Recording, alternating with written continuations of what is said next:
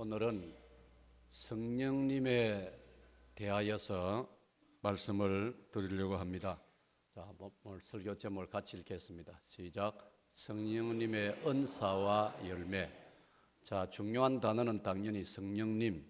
그 다음에 우리 그리스도인들이 나름대로 여러분들이 기억하고 있는 은사라는 단어. 그 다음에 열매. 이런 이제 단어를, 중요한 단어를 염두에 두시면서 오늘 성령님의 은사와 열매라는 주제로 말씀을 묵상하고 또 나누도록 하겠습니다. 오늘 본문에 우리가 중요한 전체 16절로 26절까지 읽었는데 그 중에 중요한 것은 16절에 보면은 너희는 성령을 따라 행하라, 성령을 따라 행하라 그렇게 되어 있습니다. 받아봅시다. 성령을 따라. 아이가 엄마를 따라서 집 밖으로 나가고 나들이를 하고 산보를 합니다. 유치원 아이들이 선생님을 따라서 학교에 가고 또 밖에 나들이도 가고 야외 또 견학도 가고 야외 수업도 갑니다. 병사들이 지휘관을 따라서 이렇게 또 움직입니다. 야외 훈련도 가고 사격 훈련도 가고 유격 훈련도 갈 때 거기에 항상 지휘자, 인도자가 있습니다. 오늘 성경은 우리에게 예수님을 믿는 우리들에게 성령님을 따라 행하라, 아주 중요한 말씀입니다. 다시 한번 시작. 성령을 따라 행하라. 여러분, 성령님을 따라 행하시기를 축복합니다. 우리에게 우리가 안심하고 따라갈 수 있는 성령님을 주셨다는 것이 얼마나 다행스럽고 얼마나 참 기쁜 일인지 모릅니다. 할렐루야. 우리가 인생길을 갈 때에 뭘 따라갈 수 안심하고 믿고 의지하고 따라갈 수 있다면 얼마나 참 가는 길이 행복하고 평강이 넘치고 얼마나 좋겠습니까? 밤길을 걸을 때 아버지를 따라가고 어른을 따라가면 얼마나 좋습니까? 오늘 성경은 성령을 따라서 행하라. 여러분 앞으로의 삶을 성령님을 따라 행하시기를 축복합니다. 성령님을 따라. 그리하면 육체의 욕심을 이루지 아니하리라. 육체의 욕심은 아주 위험한 것입니다. 육체의 욕심은 현저하니, 육체의 욕심이라는 것은 19절에 보면은 음행과 더러운 것과 호색이란 말은 색을 좋아한다는 말. 그 색이란 말은 이성을 가리키는 겁니다. 이성의 색을 좋아하는. 요새는 뭐 또 이상한 인간들이 생겨가지고 동성을 좋아하는 그런 나쁜 풍조도 있는데 여기서 말하는 것은 이성, 이 색을 좋아하는 이런 것은 육체의 일이라. 이거는 결코 이거는 정상적인 것이 아니고 건강한 것도 아니고 옳은 것도 아니고 좋은 것도 아니고 나쁜 것이라. 이 말 육체의 일, 육체가 원하는 대로 따라 호색하는 것과 그 다음에 20절에 보면은 우상숭배와 주술이란 말은 뭐 무당이 무슨 뭐 주문을 외우고 뭐 이상한 마술을 장난삼 하는 거 그런 것보다 또 성격이 다른 아주 그런 무당, 점쟁이 이런 거 다 저기 해당 주술. 그러니까 우리 교회 다니는 사람은 예수님 믿는 사람 더군다나 이런 데 출입하면 안 되는 거예요. 무슨 결혼 날짜를 잡으러 신통한 무슨 곳을 찾아간다. 신통한 곳이 어디 있습니까? 내한테 다 오셔. 내가 다 날 잡아줄 테니. 진짜입니다. 안 바쁘고 날씨 좋고 봄, 가을이 제일 좋고 그런 거지. 또 주말이 토요일 날 제일 좋은 기고. 알겠습니까? 내 돈 안 받고 날 잡아줄 테니까. 앞으로 날 찾아오 있어. 내가 그 진짜인지 모르지만은 교회 다니는 사람도 무당 찾아온다는 그런 글을 읽어본 적이 있는데 그건 난 도무지 그 말이 안 돼. 그 공연에 우리 기독교를 음해하려고 지어낸 말이 아닌가 싶은데 그런 사람이 정말 우리 교회는 없을 줄로 믿는데 꿈이라도 그러면 안 됩니다. 할렐루야. 예. 뿐만 아니라 저기 보세요. 원수 맺는 것과 혹시 원수 맺은 일이 있으면 지금 마음속으로 빨리 회개하이소. 하나님 앞에 주여 내가 아무개하고 요새 말신강을 해가지고 며칠 말도 안 하는데 주여 용서해 주시오. 오늘 돌아가면 당장 제가 전화해가지고 사과하겠습니다. 주여 그리 하시기를 바랍니다. 이때는 누구나 아멘 하세요. 그래야 다른 사람이 안 부끄럽죠. 예. 원수 맺는 것과 그 다음에 분쟁과 분쟁. 예. 분쟁이라는 말은 다투고 싸우는 것. 다투고 싸우고 나누어지고 이 분쟁이 시기와 시기. 예. 시기 미워하는 것.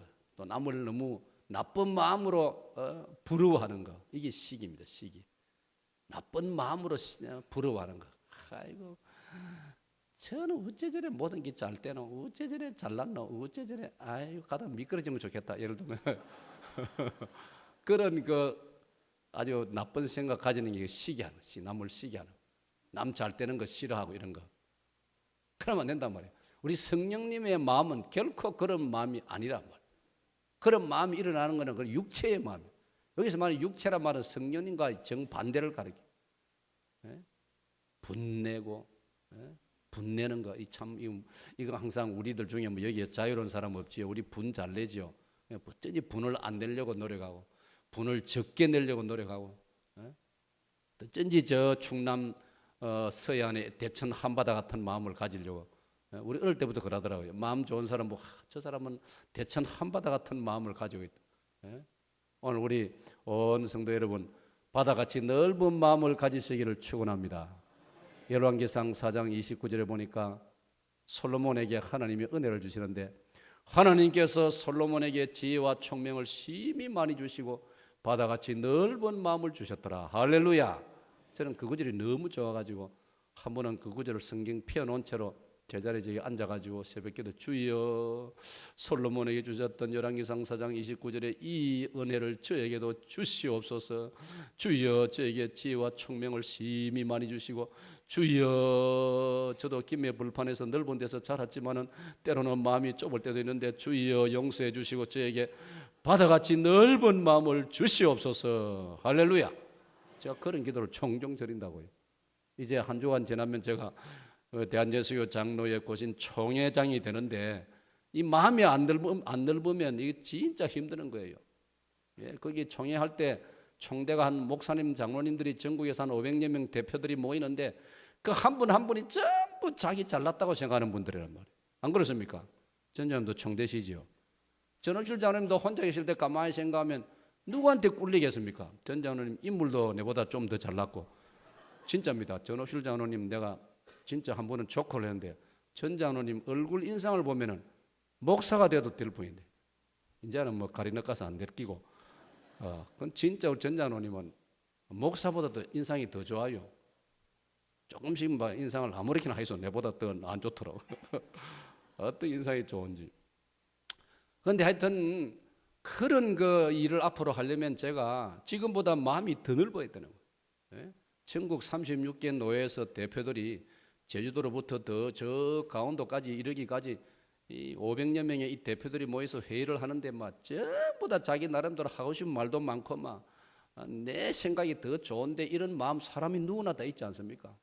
그러니까 안건이 얼마나 많은지요. 우리가 회의할 때 보면 책이 막 우리 국회 그 무슨 뭐 회의할 때 보면 막 국회의원들이 막 보자기에다가 막 서류를 막 엄청나게 싸들어가 놓으니까 그런 것처럼. 그런데 이런 문제를 다룰 때 제가 마음이 안 넓으면 진짜 힘든단 말이에요. 그래서 그런 면도 있고 또 목회 현장도 그렇고 모든 면에 주여 넓은 마음을 주시옵소서. 사람들은 누구나 분을 잘 낸단 말이에요. 그래서 제가 말씀드렸죠. 노하기를 더디하는 자는 용사보다 낫고 자기 마음을 다스리는 자는 성을 빼앗는 자보다 나으니라. 잠언 16장 32절에 그 말씀이 있지 않습니까? 야고보 1장 19절 20절에도 사람이 듣기는 속히하고 말하기는 더디하라. 사람의 성내는 것을 하나님이 좋아하지 아니하시나니. 그렇게 말씀했다. 사람이 성을 내면 하나님의 의를 이루지 못하느니라. 그러니까 하나님께서는 성을 좀채 안 내는 사람을 좋아하신단 말이에요. 성 안 내려고 기도하고 노력하는 저와 여러분 되시기를 축원합니다. 축원합니다.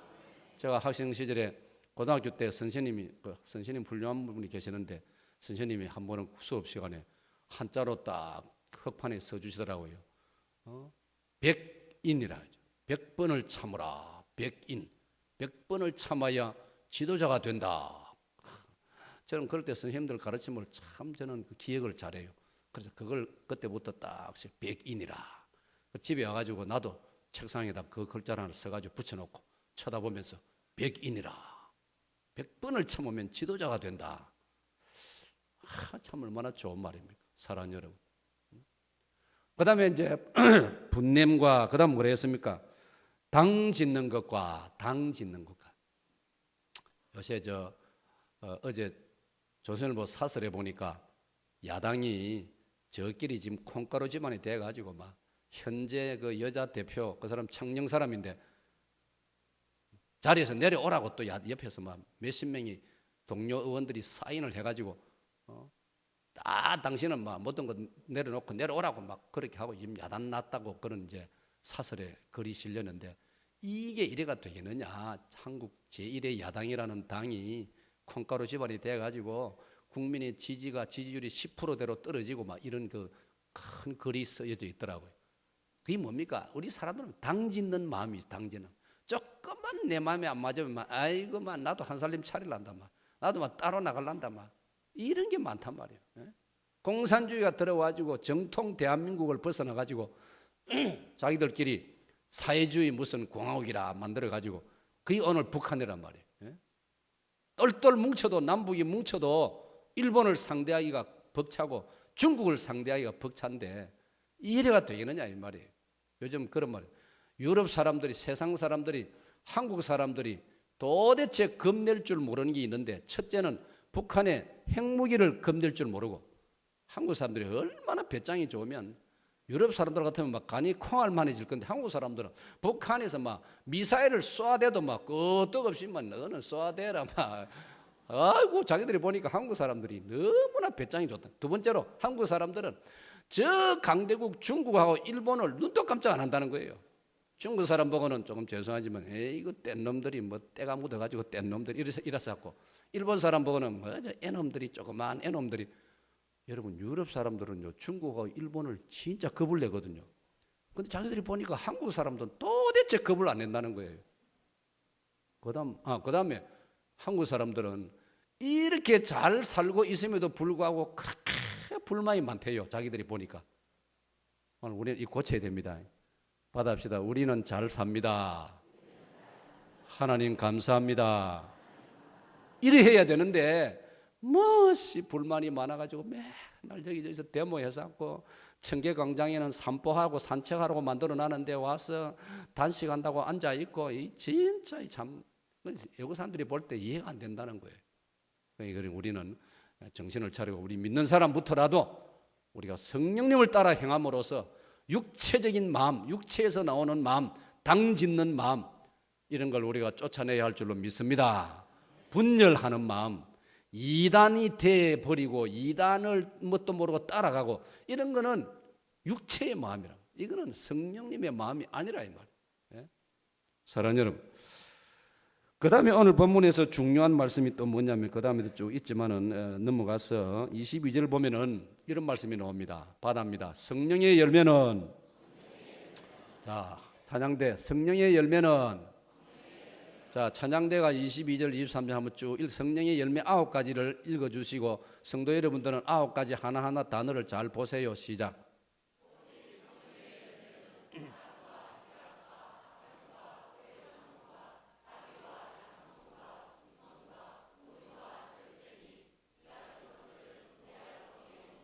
자, 오늘 제가 여러분에게 강조할 핵심이 성령님의 열매입니다.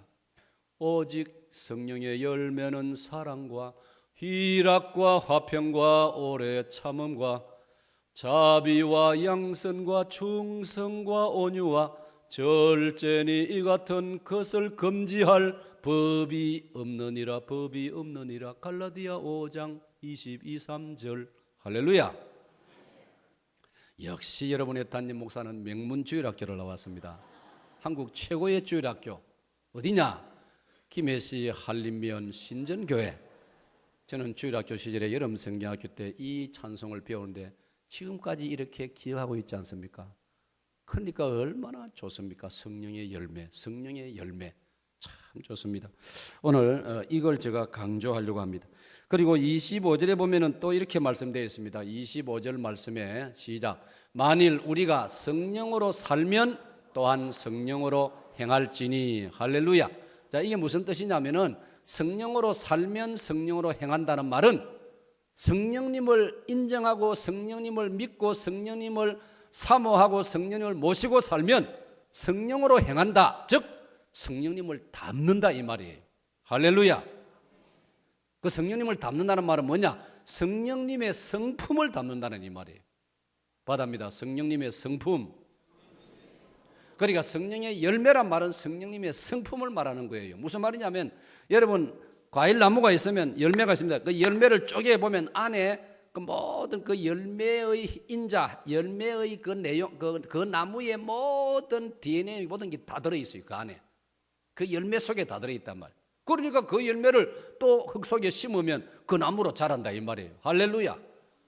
그러니까 열매라는 말은 그 하나의 존재의 내용을 말하는 겁니다. 핵심을 말하는 겁니다. 그러므로 성령의 열매란 말은 성령님의 내용을 말합니다. 즉 성령님의 성품을 말합니다. 그러므로 여러분 성령님 하면 막연한 무슨 영이라 하니까 막연하게 생각하지 마시고 성령님은 인격자이신데 성령님의 속 내용 성품이 바로 예를 들면 이 9가지 성품을 성령님이 가지고 있다 이 말이에요. 그렇기 때문에 우리가 성령님을 믿고 성령님을 사도신경 아까 할 때 성령을 믿사오며 그랬지 않습니까? 성령을 믿는다면 성령님을 사모하고 성령님과 함께 살아가기를 원하고 그럴 때 성령님이 도와주심으로 우리 마음속에도 성령님의 그 성품이 우리 마음속에 자리 잡게 되는 줄로 믿습니다. 갈라디아 4장 19절에 보면은 내가 너희들의 마음속에 그리스도의 형상이 이루기까지 너희를 위하여 해산하는 수고를 다하노라 그랬단 말이에요. 너희 마음속에 그리스도의 형상이 이루어져야 한다라고 말씀했다면 같은 맥락으로 우리 믿는 신자의 심령 속에는 성령님의 성품이 자리 잡아야 하는 줄로 믿습니다. 그 성령님의 성품 대표적인 것이 요 9가지라 이 말이에요. 다 같이 한번 더 하겠습니다. 오직 시작.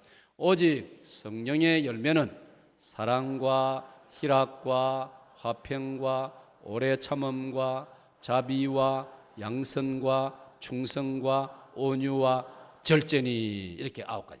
요 9가지가 성령님이 가진 성품이라요. 요 성품이 다른 말로 성령님의 인격이라고 또는 성령님의 열매라고 말합니다. 오늘 이 놀라운 축복이 이 9가지 성품이 저와 여러분의 심령 속에 있어야 된다는 거 오늘 성경이 말하고 있습니다. 이게 우리 심령 속에 자리를 잡으면 앞에 소개해드린 육체의 마음, 육체적인 욕심, 육체적인 본능이 점점 사라진다 이 말이에요.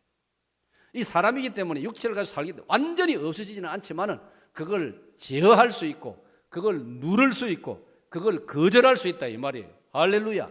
그러므로 성령의 사람들은 그런 육체의 욕심, 육체의 본능, 육체적인 유혹, 육체적인 그런 어떤 욕구 이런 걸 절제하고 때로는 물리치고 예수님께서도 광야에서 40일을 줄이시면서 기도하시는 바, 금식하시는 바 너무나 배가 고팠지만 마귀가 유혹하는 것이기 때문에 사탄아 물러가라. 사탄이 먹을 것을 만들어 먹으라고 유혹을 했지만 사탄아 물러가라. 예수님이 성령으로 충만하시기 때문에 또 마태오 4장 보면은 예수께서 성령으로 기도하셨기 때문에 마귀의 유혹을 물리치고 육체의 배고픔의 그 어떤 본능, 욕구 그것도 절제하시고 물리쳤다 이 말이에요. 그 때문에 오늘 저와 여러분은 이 성령님을 따라서 살아가는 그래서 성령님에 대해서 우리가 이렇게 확실하게 배울 필요가 있고 아주 중요하다는 것을 제가 강조해 드립니다. 자 그러면 이제 오늘 설교 제목 보면 이렇게 돼요. 성령님의 은사와 열매라고. 그럼 성령님의 은사에 대해 제가 말씀을 먼저 좀 드리겠습니다. 자 받아봅시다. 성령님의 은사. 자 은사, 이 은사라는 말은 그 앞에 은혜는 은혜 은자고 뒤에 사자란 말은 그 선물을 가리키는 거예요. 그 성령님이 주시는 선물이란 뜻이에요. 은사란 말은. 그럼 이제 은사라는 말은 우리말로 한 번 더 좀 우리 쉬운 말로 번역하면은 이런 뜻을 가지고 있습니다. 재주, 재능, 능력, 특기 그런 뜻을 가지고 있어요. 그러니까 하나님께서 우리 모든 사람들에게 신불신을 막론하고 불신자들에게도 하나님이 다 은사를 주셨어요. 잘 들으세요. 받아입니다. 은사. 그래서 모든 사람에게 주시는 은사는 일반 은사라고 부르는 거예요. 저 사람 누구나 일어날 줄 알고 걸어갈 줄 알고 일할 줄 알고 일해야 먹고 산다는 거 알고 학생은 공부해야 하는 것 알고 그런 것이 모든 사람에게 주어지는 은사라 이 말이에요. 그래서 우리가 이런 말 있지 않습니까? 곰도 무슨 재주가 있다? 구르는 재주가 있다. 곰도 구르는 재주가 있다. 곰에게 주어진 하나의 은사란 말이에요. 곰 재주, 재주. 구르는 재주가 있다. 또 재주는 곰이 넘고 돈은 어느 사람이 먹는다. 어떤 내용은 여러분 아시지만 그죠? 그러니까 그 재주라는 말. 그러니까 심지어 동물의 곰에게까지도 그런 재주가 있다면 사람에게는 말할 필요가 없단 말이에요. 모든 사람에게는 재주. 그렇기 때문에 우리가 살아가면서 나는 아무 재주가 없습니다. 그것도 사실 맞지 않는 말이에요. 뭔가 재주가 있습니다. 그죠? 뭔가 재주가 있기 때문에 여러분이 지금까지 살아오신 거예요. 여러분 아무 재주가 없으면 지금까지 여기 못 살아오셨어요. 하나님께서 살아갈 수 있도록 이런저런 재주를 주셨다. 성경에 보니까 고전 12장에 재주는 은사는 재능은 여러 가지나 various 다양하나 모든 사람이 다양한 재주로 한국 사람의 다양한 재주. 예를 들면 우리 한국 사람은 뭘 잘합니까? 젓가락질을 얼마나 잘합니까? 한국 사람 젓가락질. 그렇죠. 이게 참 외국 사람 보면 신기합니다. 신기합니다. 그것도 나무 젓가락, 쇠 젓가락을 가지고. 근데 서양 사람들은 그 큰 손 가지고 아무리 해봐도 됩니까? 젓가락 자체 질 줄도 모르고 쥐어봤자 금방 흘러버리고 그래서 서양 사람에게 쇠 젓가락 가지고 콩알 주스락 하면 제일 힘들어합니다. 예? 사랑하는 여러분, 우리 한국 사람이 가진 재주, 재능, 하나님이 우리 한민족에 그런 은사를 주셨단 말이에요. 우리 한국 사람은 손재주가 많아가지고 기능 올림픽에 나가면 항상 좋은 성적을 거두고 물건을 만들어내요. 지금 우리나라는요 이제는 정밀 그런 분야, 정밀 공업 분야에 아주 지금 앞장서 있단 말이에요. 그게 이제 전자제품을 만들어내고 요즘 반도체를 만들어내고요. 배를 만들어도 우리나라 지금 조선 회사가 아주 비싼 배를 만들어낸단 말이에요. 아주 비싼 고도의 기술을 요하는 그런 배를 만들어내가지고. 그래 이제 우리가 지금 세계 두각을 나타낸다. 이거는 하나님께서 우리 한민족에 주신 재주란 말이에요. 은사란 말이에요. 그래서 이걸 일반 은사라고 부르는 거예요. 일반 은사. 그런데 고전 12장 성경 우리 신앙생활에서는 우리 믿는 사람에게 또 하나님이 다양한 은사를 주셨어요. 영적인 은사를 주셨어요. 거기 보면 이제 고린도전서 12장에 보면은 어떻게 설명을 해놓았느냐 하면은 예를 들면은 이렇게 말씀을 하고 있습니다. 7절에 보면은 각 사람에게 성령을 나타내심은 유익하게 하려 하심이라. 어떤 사람에게는 성령으로 말미암아 지혜의 말씀을, 어떤 사람에게는 같은 성령을 따라 지식의 말씀을, 어떤 사람에게는 같은 성령으로 믿음을, 어떤 사람에게는 병 고치는 은사를, 어떤 사람에게는 능력 행함을, 어떤 사람에게는 예언함을, 어떤 사람에게는 영들 분별함을, 다른 사람에게는 각종 방언 말함을, 어떤 사람에게는 통역함을 주시나니. 11절에 고전 12장 11절에 이 모든 일은 같은 한 성령이 행하사 그의 뜻대로 받합시다. 성령님의 뜻대로. 그러니까 여러분 다른 사람이 어떤 은사를 가졌고 내가 그 은사 없다고 불평할 필요가 없어요. 성령님이 안 주셔서 내가 못 받는 것뿐이에요. 그 다음에 이 은사는 아까 말씀 성령님이 선물로 주시는 거기 때문에 선물이라는 것은 모든 사람이 다 주는 게 아니에요. 어떤 사람에게는 줄 수 있고 어떤 사람은 안 줄 수 있고, 어떤 사람에게는 이런 선물을 주시고 또 어떤 사람에게는 저런 선물을 주시고. 그러니까 은사는 다양하다. 성경은 모든 일은 같은 한 성령이 해서 그의 뜻대로 각 사람에게 나누어 주시는 것이니라. 그렇게 말씀했다. 중요한 것은 이 은사를 받아서 어떻게 사용하느냐가 중요한 것이에요. 예? 여러분 예를 들어서 봅시다. 정신적으로나 인격적으로나 아직 훈련이 안 돼 있는데 너무 좋은 재주를 가졌다. 이게 좋을까요? 안 좋을까요? 그게 좋은 게 아니에요. 제가 중학생 때 내 기억으로 우리나라에 그때 천재가 하나 나타났어요. 우리 또래 천재가 나타났어요. 우리보다 나이 조금 더 어리네요. 아마 저 비슷한 연배 되시는 분들 기억날 거예요. 내 기억에 분명히 그 학생의 이름이 김웅룡이라고 해가지고, 그죠? 오늘 기억나시죠? 천재가 나타났어요. 얘는 막 영어를 통달하고 뭐 교수들이 막 문제를 내면 다 풀고 이래요.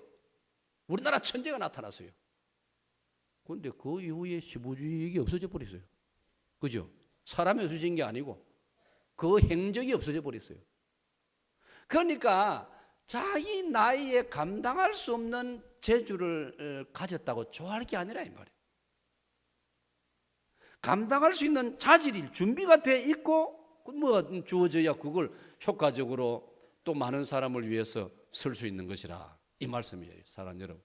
그런 때문에 우리는 은사의 호기심을 가지기보다는 열매의 호기심을 가져야 되는 거예요.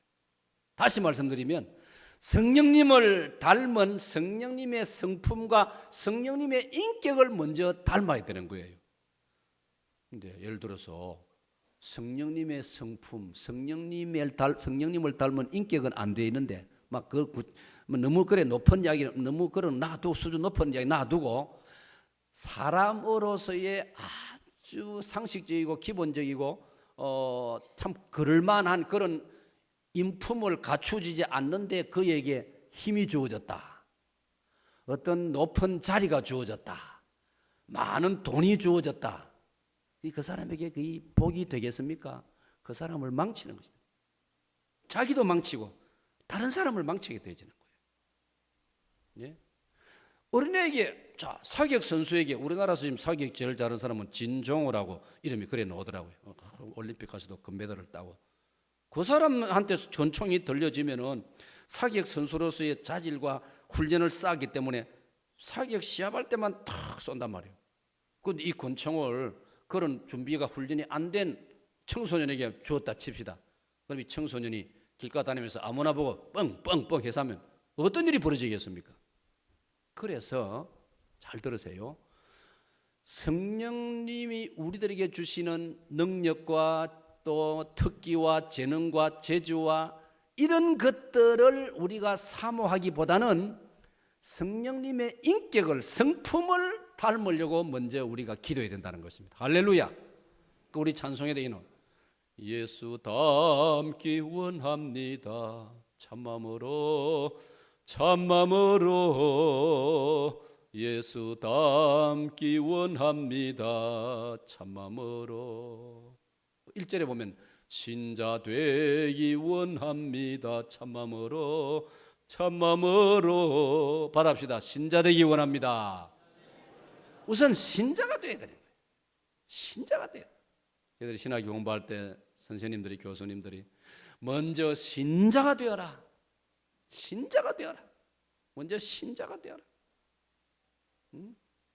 그 다음에 성자가 되어라. 마지막에 학자가 되어라. 신자가 되고 성자가 되는 게 중요하고, 그 말은 인격을 먼저 갖추어라 이 말이에요. 지금 생각에 그 앞에 한마디 더 있어요. 사람이 되어라. 사람이 되어라. 선생님들이 강조하는 게 강의 시간에 자주 우리가 목회자가 되기 전에 먼저 사람이 돼야 돼. 그 다음에 신자가 돼야 되고 그 다음에 목회자가 돼야 된다. 할렐루야. 이걸 여러분들에게도 적용하면 마찬가지가 아니겠습니까? 근데 우리가 은사를 호기심 가지고 사모하기 이전에 하나님 주님의 성품을 담고 성령님의 마음을 담는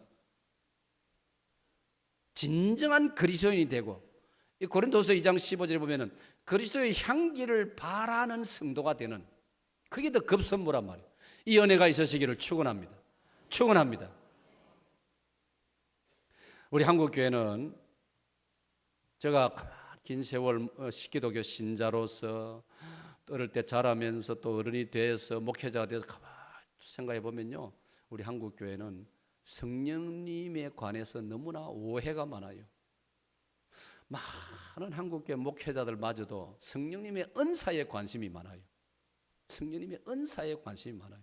그러니까 막 교회를 위해서 목회를 필요한 재주, 재능, 능력, 특기 뭐 이런 거 그게 나쁜 건 아니지만 그보다 먼저 갖출 게 뭐냐? 성령님의 열매입니다. 조금 전에 우리 같이 읽은 것처럼 이 성령님의 9가지 위대한 성품, 사랑의 마음, 희락의 마음. 아니, 목회자가 사랑이 없이 어떻게 목회하겠습니까? 목회자가 사람을 싫어하고 사람에 대해서 관심이 없고, 내가 어제 토요일 새벽에도 그 말했죠. 맨날 낚시나 가고 말이에요. 목회자 중에 그런 사람이 있어요. 뭐 이거는 새벽기도 주로 내가 편할 때 이야기하는데, 어떤 목회자는요 새벽기도 인도도 안 하고 뻔질랑이 틈만 나면 새벽 낚시하러 새벽 낚시. 오늘 이 자리에 새벽 낚시 하는 분이 혹 계시면은 좀 절제하시기를 바랍니다. 자기 부인 놔두고 말이야 혼자서 낚시 들고 새벽 낚시를 예사로 가는 분들이 내가 알기로 몇 사람 있어요. 우리 교회도. 반성할지어다.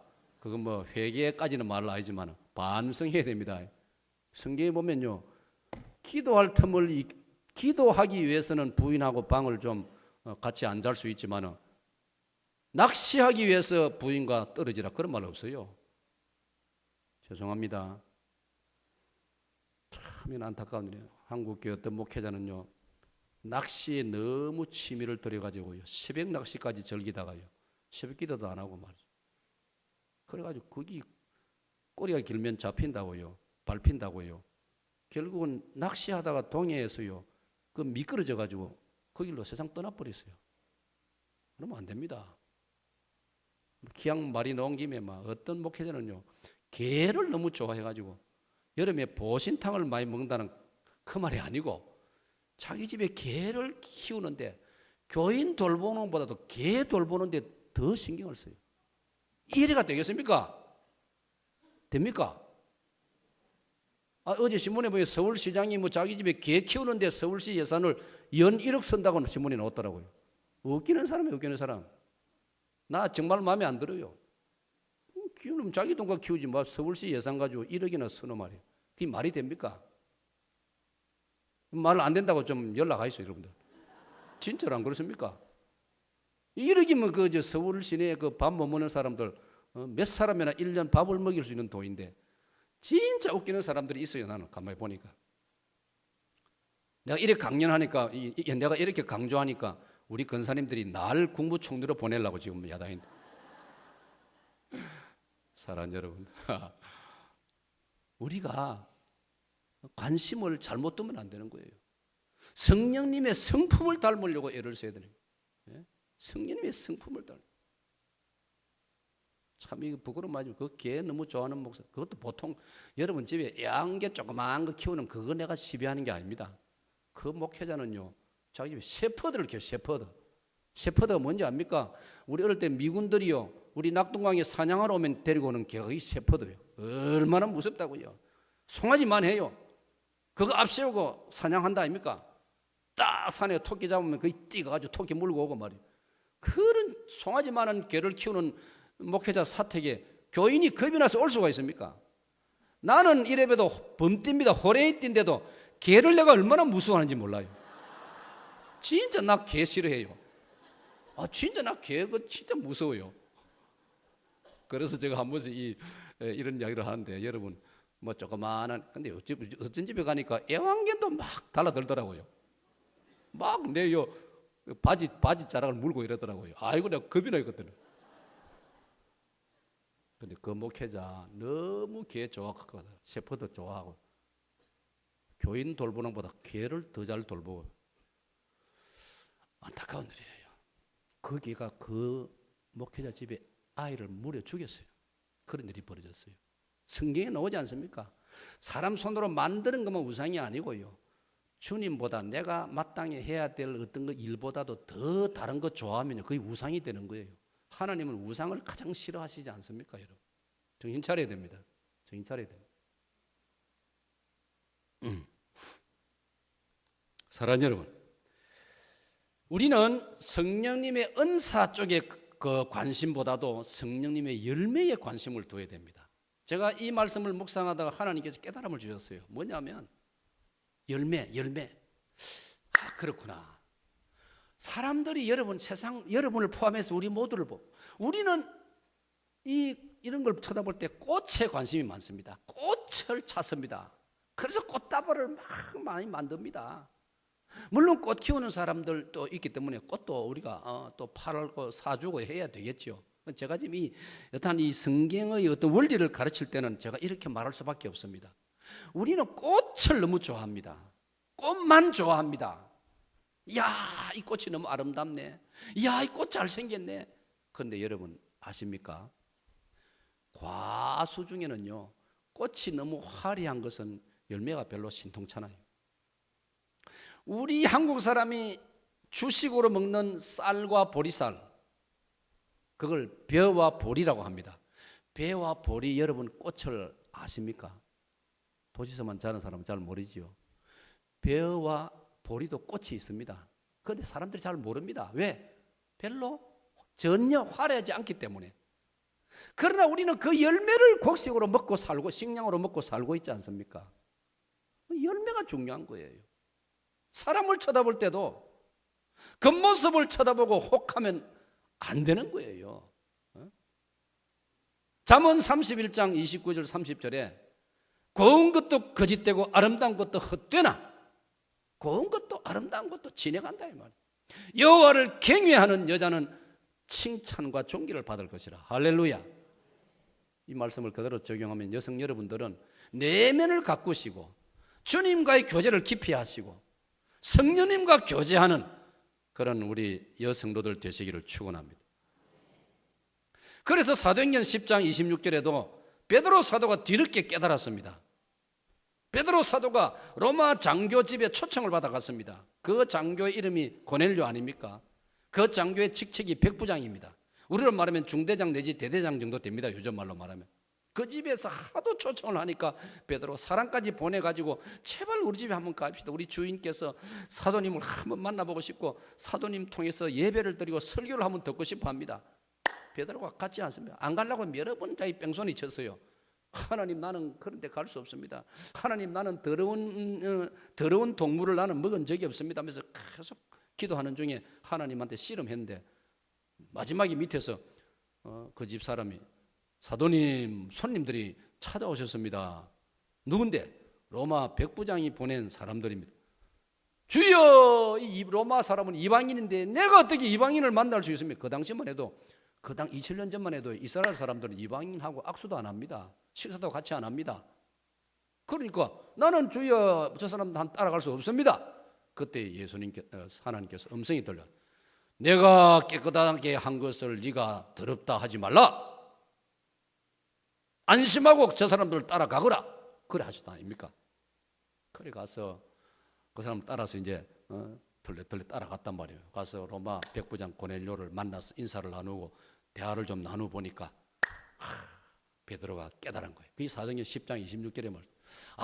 이제야 내가 하나님께서는 사람의 외모를 취하지 아니하시고 그 중심을 보신다는 걸 내가 깨달았도다. 할렐루야. 그 말을 바꾸면 베드로도 한동안 사람을 겉으로 보았다. 겉으로. 사람의 중심을 볼 줄 모르고 겉으로 드러나는 것만 보았다. 베드로가 그랬더라면 우리는 오늘 더 말할 나위가 있겠습니까? 우리도 살아가면서 이런 과오를 많이 범한단 말이에요. 사람을 외모로 판단하고 외모로 취하고 그러다 보니까 남자들도 여성을 바라볼 때 외모에 중심을 두고 그러니까 여성들은 한사코 예뻐지려고 몸부림을 치고 남자들은 한사코 겉으로 드러난 외모만 찾아다니고 이게 복잡하다 이 말이에요. 예? 우리 남성들은 그 내면을 볼 줄 알아야 돼요. 자기 아내의 내면의 소중함을 알아야 되고. 예? 옛날에도 그런 말이 있어요. 첩은 약을 다리면 한 번 다려서 살짝 주는 나머지는 지가 홀딱 먹어버리고 본처는 그 약을 계속 다려가지고 끝까지 자기 남편에게 먹이고 그런 차이가 있는 거예요. 그걸 모르고 말이지 옛날에 부자들 중에는 못된 인간들은 말이지 첩을 둬가지고 자기 본 아내는 조강지처는 무시하고 말이지 그 첩에 매달려가지고 그게 바보라 이 말입니다. 외모에 그만 혹해버린다 이 말이에요. 오늘 우리는 성경 말씀에 사무엘상 16장에도 보면요, 하나님께서 사무엘 선지자를 그 이새의 집에 보냈을 때 처음에 사무엘 선지자도 처음에는 자기도 외모를 보았지 않습니까? 사무엘 선지자도 이스라엘의 다음 왕 후보를 찾는데 그 이새의 아들 중에 장남 엘리압을 비롯해 가지고 아주 덩치 좋고 말이지, 인물 잘생기고 어디 내놔도 손색이 없는, 야, 이 친구다, 야, 이 아들이다. 사무엘 선지자도 그렇게 생각했어요. 그런데 하나님께서 사무엘 선지자에게 한 말씀, 사무엘아, 나는 사람의 외모를 보지 않고 중심을 보느니라. 하나님 그런 음성을 들려주신단 말이에요. 그래서 깜짝 놀래가지고, 야, 여기 있는 아들들 보니까 외모를 보니까 누구 하나 왕이 돼도 아무 하자가 없는데 하나님이 왜 이 말씀하실까? 그래서 깨달아가지고 그 집 주인 이새를 보고, 보시오, 당신 집에 아들이 또 있어. 아이고, 선지자님, 있기는 있는데 가는 이제 10대 소년이고 가는 별로 그렇습니다. 양이나 먹이고 그런 아이입니다. 아이, 그러니까 아이를 한번 데리고 와봐라고, 한번 보자고. 그걸 데리고 왔지 않습니까? 양치다가 아버지 연락받고 달려왔는데 사무엘 선지자가 새로운 마음으로 딱 쳐다보니까 그 다윗의 눈빛이라든지, 그렇다고 또 여러분이 눈을 뚝 지금 불시지 마시고요, 그 다윗의 눈빛이라든지 그 다윗의 어떤 모습에서 풍겨나오는 인상이 하나님의 성령이 함께하는 사람인 걸 사무엘이 깨달았단 말이에요. 그래서 사무엘이 감사하면서 그의 머리에 기름을 부으면서 다윗에게 안수기도 하는 장면이 나오지 않습니까? 사랑하는 여러분, 그러면 오늘 저와 여러분은 이 성령님의 이 열매에 대해서 관심을 가진다. 저는 그래서 오늘 우리 한국교회가 참 제가 부족하지만은 이제 앞으로 이런 면에 좀 우리 고신교단부터 다시 한번 이런 그 성령님에 대한 걸 기회가 되어질 때마다 저는 강조하고 또 정리를 좀 성경적으로 다시 하고, 이게 좀 우리 한국교회 전체적으로 이런 좀 이제 어떤 분위기가 좀 더 파급되어 가지고 한국교회가 그동안 성령님에 대해서 너무 좀 왜곡된, 편향되고 왜곡된 그런 사실면이 많았다 이 말이에요. 우리가 사실 대학생 시절에요, 갑자기 나타난 교단이 솔직히 우리가 다 순복음 교단이었어요. 순복음 교단에서는 기도하면 방언을 잘한다 하고 말이죠. 그래서 하니까 우리 장로교는 그런 걸 전혀 잘 몰랐거든요. 그러니까 우리가 그것도 한두 번이지 자꾸 듣다 보니까 우리가 주눅이 들리고, 아이고, 우리는 방언기도도 할 줄 모르는데 저 사람들은 눈만 감았다 하면 방언한다 해서 그래서 하니까 사람인지라 뭔가 좀 약호가 죽고 말이죠. 주눅이 들고, 야, 우리가 좀 잘못 믿고 있는 게 아닌가 싶기도 하고 말이죠. 그럴 때는 그 당시만 해도요, 이런 면에 연구가 부족하기 때문에 맹쾌하게 이걸 정리해 주지를 않아요. 우리 교수님이나 우리 그 당시 어른 선배 목사님들도. 그런데 제가 긴 세월 이런 문제를 가지고 고민도 하고 성경을 공부하면서 쭉 해보니까 이게 그렇지 않다는, 성경에 다 나와 있어요. 자, 오늘 성경 본문, 그 다음에 또 제가 고전 14장을 연결하고 있는데 고전 14장 19절을 한번 보겠습니다. 19절. 다 같이 읽습니다. 시작. 그러나 교회에서 네가 남을 가르치기 위하여 깨달은 마음으로 5마디 말을 하는 것이 1만 마디 방언으로 말하는 것보다 나으니라. 잘 보세요. 고전 14장 19절입니다. 여러분 어떻게 비교 대조를 하느냐 하면 1만 마디 5마디 먼저죠. 5마디 대항을 한다 치면은 라틴 말로 하면 이걸 베르사라고 하는데 5마디 대 vs라 약자로 그랬습니다. 5마디 대 1만 마디 상대가 됩니까? 상대가 안 되죠.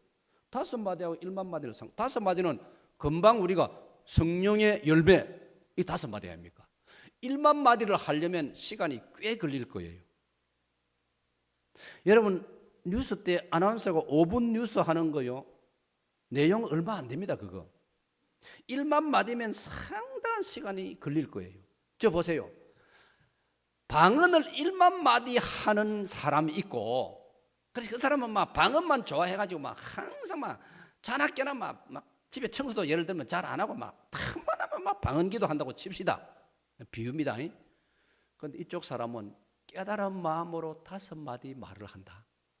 예를 들어서 우리는 예수님의 십자가 보혈로만 죄 용서를 받습니다. 이렇게 말을 했다고 칩시다. 오늘 저 19절은 그 짧은 말이 더 나으니라, 더 유익하니라. 할렐루야, 할렐루야. 그래 말하고 있는 거예요. 그런데 70년, 80년대에 우리 한국인은 어떤 현상이 벌어졌느냐? 방언을 할 줄 모르는 사람은 성령을 받지 못했기 때문이다. 그렇게 말했습니다. 더 나아가서 방언을 하지 못하는 것은 중생하지 못했기 때문이다. 이렇게까지 말을 했습니다. 거기에 한 번 더 말하면 어떤 말이 만들어지느냐? 방언을 받지 못한 사람은 구원받지 못한 사람이다. 이렇게 되는 거예요. 성령 받지 못한 사람은 구원받지 못한. 얼마나 위험한 말입니까? 이런 풍조에 한국교회가 휘둘렸습니다. 10년, 20년간 휘둘렸습니다. 성경을 자세히 보면 그렇지 않습니다. 방언이라는 것은 아까 말한 대로 꽃에 불과합니다. 중요한 것은 열매입니다, 여러분. 방언은 하나님이 주시는 선물 중에 지극히 작은 하나의 선물입니다. 꼭 기억하세요, 여러분. 중요한 말씀입니다. 그 다음 보세요. 23절을 봅니다. 23절. 자, 찬양대 시작.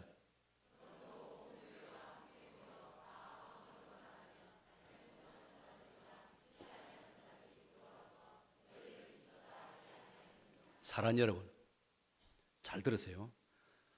혹시 오늘 이 자리에도 방언 은사를 정말로 받은 분이 계신다면 그런 분은 책임이 더 큽니다. 왜냐? 자기가 방언 은사를 활용해서 기도를 하는 만큼 기독교 신자로서의 신앙생활과 행동을 더 잘해야 됩니다. 그래야 그게 인정을 받고 가치가 있습니다. 그런데 방언 은사만 행사하고 그것만 즐기고 기독교 신자로서의 생활을 소홀히 해버리면 어떤 일이 벌어지느냐? 바로 저 말이 나오는 겁니다. 알지 못하는 자들이나 믿지 않은 자들이 들어와서 너희를 미쳤다 하지 아니하느냐. 저 보세요. 온 교회가 다 그래 돼버리면, 온 교회가 함께 모여 딱 방언으로만 말합니다. 만약 우리 사역동계 산부예배 오신 여러분들이 한 명도 전부 다 방언만 막 함께 모여서니까 막 자, 이 시간부터 우리 방언합시다 해가 전부 다 방언 기도를 하면, 예를 들어서 오늘 처음으로 초청받아서 우리 장상수 집사님이 예를 들어서 초청해 왔는데 아주 애를 쓰고 공을 들여가지고 한번 모시고 왔는데 그만 막 이분 막 놀래가지고 막 나가버린단 말이에요. 왜? 아이고 막 장상수 집사가 막 억지로 밥도 사주고 해가지고 내가 막 한번 예의상 왔더니 막 전부 다가 막 이상한 소리를 막 해야 되는데 내가 막 성신에서 못 살고만, 내가 막 정신이 없고만, 내가 막 까딱하면 막 쓰러지겠더라, 막 내가 못 견디겠더라 하고 막. 그 밖에 나와서 소문을 어떻게 냅니까? 아이고 사기동계 그거는 뭐 전부 다 미친 사람들만 모여 있더라. 저 23절이 그 말이에요. 바로 그 뜻이에요, 저 구절이. 그러니까 그러면 저걸 어떻게 해야 될 것이냐? 저 말씀의 뜻은 잘 들으세요. 방언 은사를 받은 분은 자신을 위해서 기도하는 거예요. 그거는. 그러니까 자기 혼자서 기도해야 되는 거예요. 새벽 기도 시간에 이럴 때 내가 방언 기도하고 싶다고 해가지고 그냥 이 자리에서 하면 안 돼요. 왜냐? 방언 은사 못 받은 사람은 그 기도 소리 들으면 기도를 못 해요. 같은 한국말로 기도하는 것은 괜찮아요. 그거는 우리가 충분히 소화가 되고 소용이 돼요. 안 그렇습니까? 여러분 예를 들면 미국 사람 하나 와가지고 우리 같이 기도하는 지 혼자서 영어로 가도 뭐 해보니까 확 하면 말이지. 자꾸 호기심이 가가지고 나도 머리 그리단 말이에요. 그럼 내 기도가 안 되는 거예요. 성경에는 내 이웃을 네 몸처럼 사랑하라 했단 말이에요. 너무나 상식적인 이야기예요. 그러니까 방언 은사를 혹 받은 분은 별도 방에 가가지고 다른 사람에게 피해 안 주도록, 그리고 자기만 즐기는 거예요. 바꾸면 금방 지금 지혜가 떠오르는데, 예를 들어 봅시다. 노래방을 왜 만듭니까? 노래를 정말 하고 싶은 사람이 막 길가 다니면서 맨날 오동주야 다리발을 해잡고, 아니면 막 뭐라 하노, 굳세어라 금수나 이별의 부산정거장 해서 막 시도 때도 없이 이래 노래 부르고 다니서 하면 사람들이 뭐라 했죠? 저거 미쳤네. 부르려고 하면 지집에 문 잠그고 부르지 왜 저러노? 안 그러겠습니까? 이치가 똑같단 말이에요. 그런 사람을 위해서 만들어 놓은 게 뭡니까? 노래방 아닙니까? 노래방 가서야 막 마이크까지 들고 막 누가 부른들 거 누가 상관합니까? 노래방 가서 부르는 거 누가 상관합니까? 그러니까 성경은 사랑은 무례히 행하지 아니하고, 그 다음에 하나님은 어지러움의 하나님이 아니시요 질서의 하나님이시라. 믿으시기 바랍니다. 믿으시기 바랍니다. 자동차 다니는 걸 보면요, 그 신호등을 따라서 얼마나 보기 좋습니까? 그런데 어떤 차들이 그걸 무시하고, 그 요새 그 젊은 아들 중에는 말이죠, 그 소리 크게 나는 차 있죠. 답답한 게 또 가재처럼 생긴 그런 차를 가지고 막 부릉부릉 해가면서 옆으로 싹 지가 사이로 들어와가지고 막 부딪힐까 겁이 날 정도로, 그거 보면 막 얼마나 골치 아프고 막 간이 막 놀래고 막 그렇습니까? 그러나 질서를 따라 순서를 신호등을 따라서 쫙 이렇게 가면요, 옆에서 보면 얼마나 아름다워. 특별히 옥상과 높은 데서 보면요, 자동차들이 질서 있게 물 흐르듯이 쫙 가고 오고 기다렸다 얼마나 보기 좋은지 모릅니다. 신앙생활도 하나님의 은사도 그렇게 사용하라. 성경 그렇게 말씀하고 있어요. 그 다음 보세요. 26절을 보세요. 26절. 자, 26절 찬양대 시작.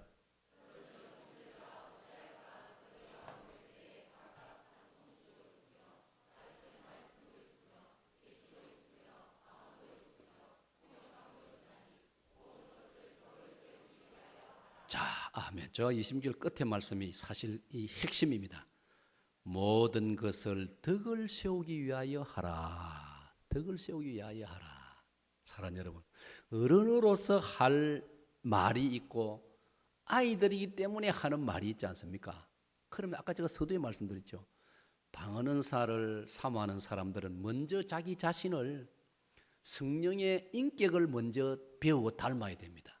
아까 말한 대로 사랑의 마음, 기쁨의 마음, 화평의 마음, 충성의 마음, 온유의 마음, 오래 참는 마음, 절제하는 마음, 이런 아름다운 마음가짐을 먼저 훈련해가지고 그런 바탕 위에서 방언의 은사를 하나님이 주시면 그 자기 조용히 자기 집에서 또는 골방에 이런 데서, 오직 방언이라는 것은 주님과만 하는 거예요. 주님.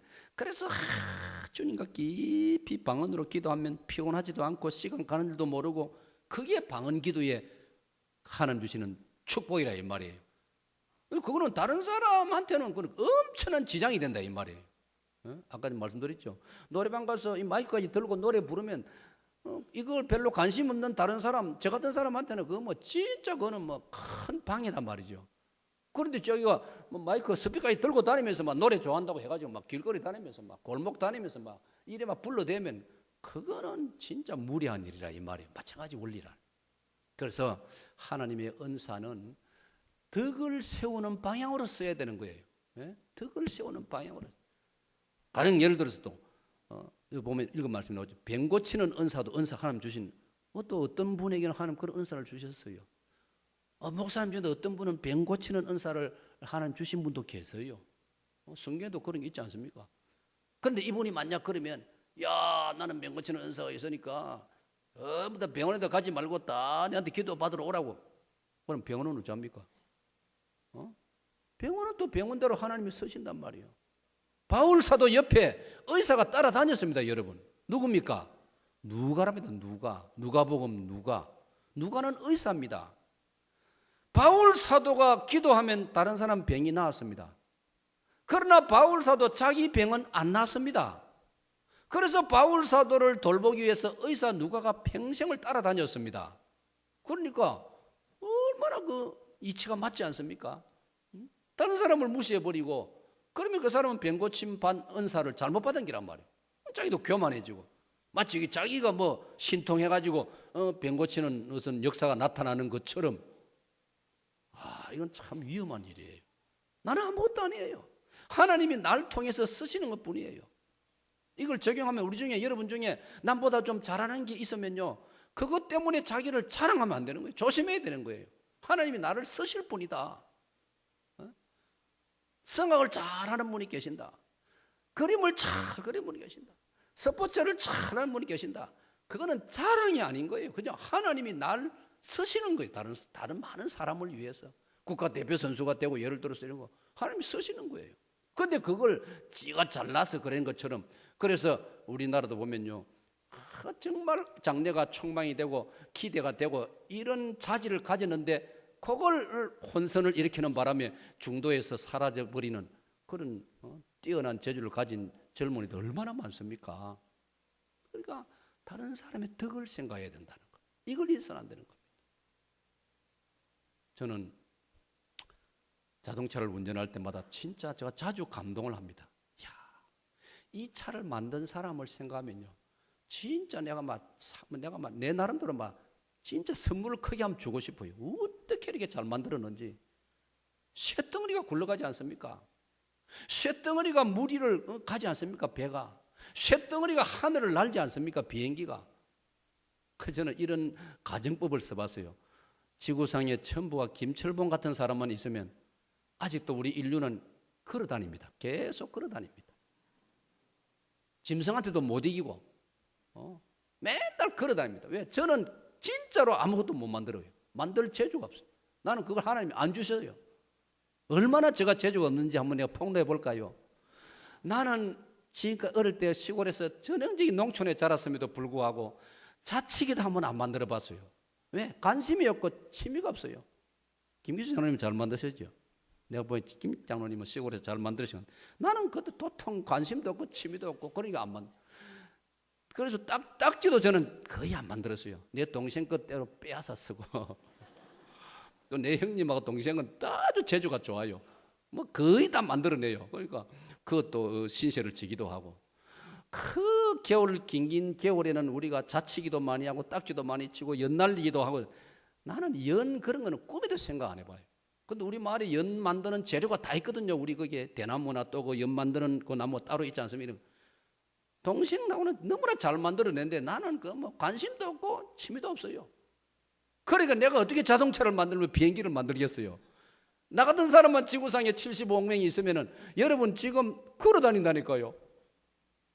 근데 그래서 내가 어떨 때는 내가 생각해도 내가 참 재주가 없어도 너무 없다 이런 생각을 뭐 한번 해볼 때도 있었어요.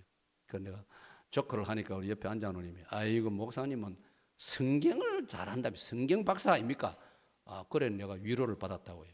그 여러분이 내가 무슨 만드는 재주가 없다고 여러분이 나를 찾아와가지고 목사님은 이제 이 지구상에 필요 없어요. 그러면 되겠습니까? 그러면 안 된단 말이에요. 저는 저 나름대로 하나님께서 사용을 하신다 이 말이에요.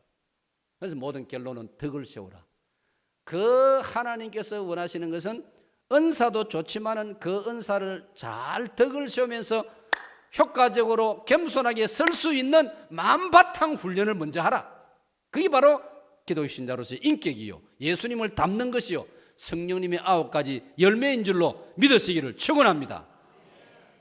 하나님 아버지